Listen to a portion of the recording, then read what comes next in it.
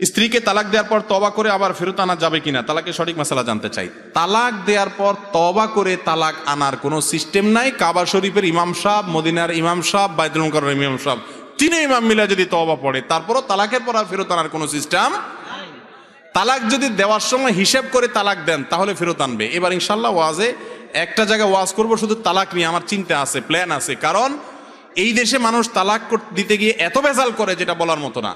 মনে রাখবেন, কখনো ভুলেও কেউ কারো স্ত্রীকে 3 তালাক এইটা মুখের বাহিরে আনবেন না, এটা আনা গুনাহ, হারাম, নাজায়েজ কাজ।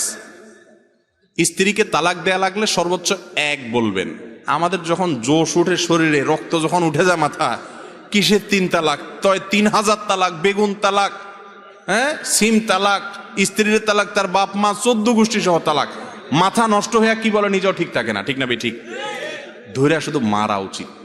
আমার এক ওস্তাদ ছিলেন খুলনাতে, এফতা পড়ছি যার কাছে, ওনার কাছে তালাকের মাসালা জিজ্ঞাসা করতে আসলে আমরা দেখতাম একটা ব্যাট থাকতো, কথাবার্তা পরে, আলোচনা পরে, মাসালা পরে শুনতেন। আগে গদির নিচে ব্যাটটা বাইর করে ধুমায় পিটে নিতেন, এরপরে বলতেন বলো মাসালা কি। কিছু হইলেই বউ তালাক, কিছু হইলেই বউ তালাক, তালাক তালাক 14 গোষ্ঠী ধরে তালাক। একাধিক বেশি তালাক, একটা তালাক দিলে ফেরত নিতে পারবেন, দ্বিতীয় তালাক দিচ্ছেন তবুও ফেরত নিতে পারবেন, কিন্তু 3টা দিয়ে ফেলেছেন আর ফেরত নেওয়া যাবে না। একসাথে 3টা তালাক দেওয়া গুনাহ।